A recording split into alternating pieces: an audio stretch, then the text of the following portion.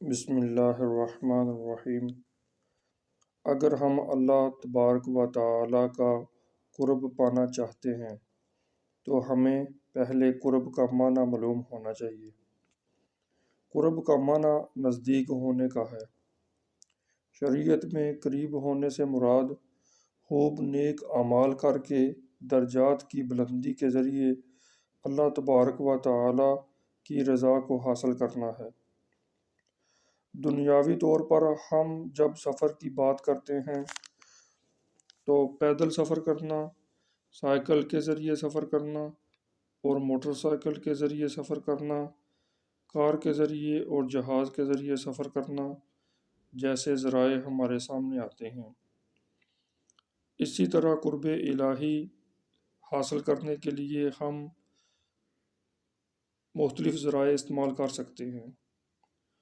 وہ فرض، واجب، سنت موقدہ، سنت غیر موقدہ اور مستحبات ہیں۔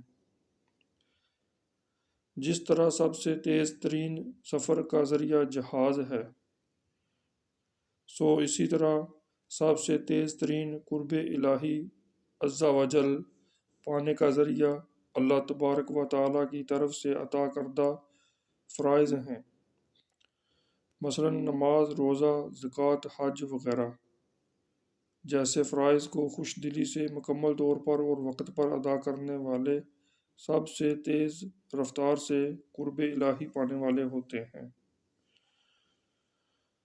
اور فرائض میں بھی سب سے اہم نماز ہے۔ آپ یوں سمجھ لیں کہ جس طرح جہازوں میں کوئی سب سے تیز رفتار جہاز ہو، لہٰذا اللہ تبارک و تعالی کا قرب حاصل کرنے کے لیے ہمیں 5 وقت نماز کی پابندی کرنا ہوگی۔ نماز کا صحیح طرح اہتمام کرنا، طہارت وضو کا مکمل کرنا، نماز باجماعت ادا کرنا اور خشوع و خضوع سے اس طرح ادا کرنا کہ نماز میں دنیاوی خیالات کم سے کم آئیں۔ اسی طرح جب سال میں ایک بار رمضان آئے تب کمر ہمت باندھ کر رب تبارک و تعالی کا قرب حاصل کرنے کے لیے تن من دھن لگا دینا۔ ہم پورے مہینے کے روزے رکھیں، تراویح ادا کریں، صدقات و نوافل اپنی اپنی استطاعت کے مطابق ادا کریں، زکوٰۃ جیسے فرض کے بارے میں مکمل معلومات رکھیں اور ہر سال خوش دلی سے پوری زکوٰۃ ادا کریں۔ اور اگر زندگی میں کبھی حج کے لیے صاحب نصاب ہو جائیں تو تاخیر کیے بغیر فوراً حج کی ادائیگی کے لیے تیاری شروع کر دیں۔ اللہ تبارک و تعالی کا قرب حاصل کرنے کا تیز ترین ذریعہ فرائض ہیں۔ یہ جاننے کے بعد ہم دوسرے ذرائع کی طرف آتے ہیں جن کے ذریعے بھی قرب الہی عز و جل حاصل ہوتا ہے۔ وہ نوافل و صدقات ہیں۔ میں اپنے معزز سننے والوں کو یہاں ایک بات مثال سے سمجھانا چاہوں گا۔ آپ فرض کریں کہ ایک شخص نے کسی سے 1,00,000 قرض لیا ہوا ہے اور وہ قرض واپس نہیں کر رہا، حالانکہ قرض لوٹانے کی استطاعت یعنی رقم رکھتا ہے۔ اس کے برعکس وہ اس کے گھر کبھی تحفہ لے جاتا ہے اور کبھی اس کے بچوں کو چند 100 روپے تھما دیتا ہے کہ اس کے اس عمل سے اس کا قرض معاف ہو جائے گا۔ یقیناً قرض معاف نہ ہوگا۔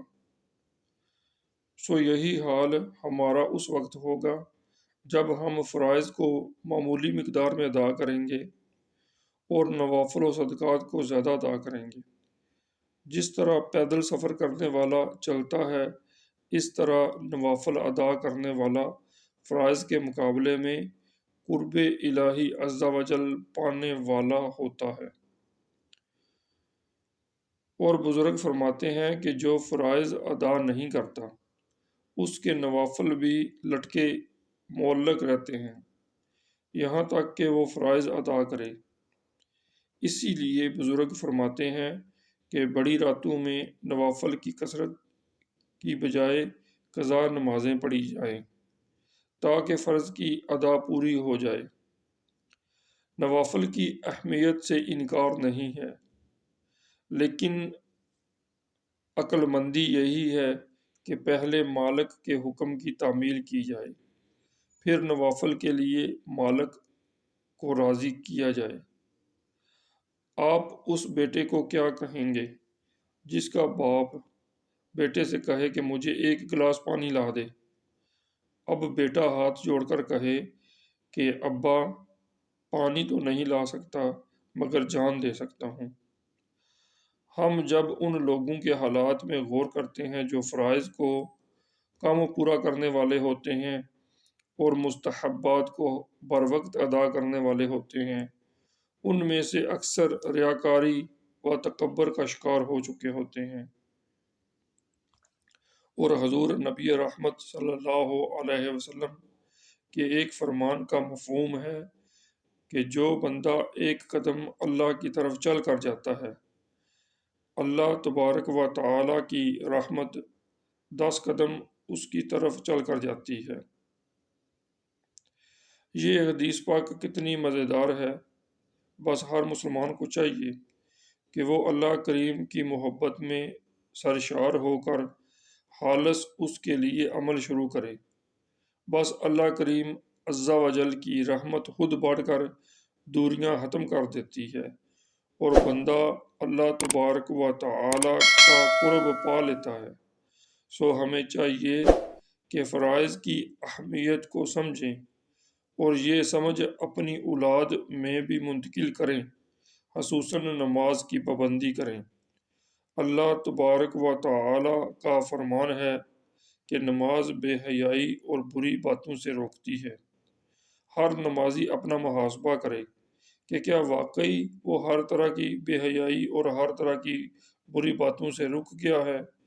اگر واقعی وہ ایسا بن گیا ہے تو نماز نے اسے اللہ کریم کا قرب عطا کر دیا ہے، اور اگر وہ بے حیا اور برا ہے اور نمازی بھی ہے تو اس کی نماز اپنی صحیح نماز نہیں ہے، وہ اپنی نماز پڑھے نہیں بلکہ قائم کرے۔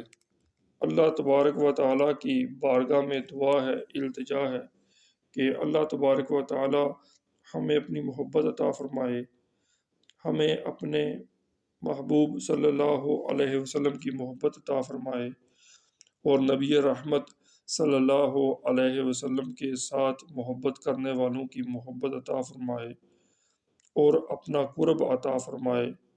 آمین۔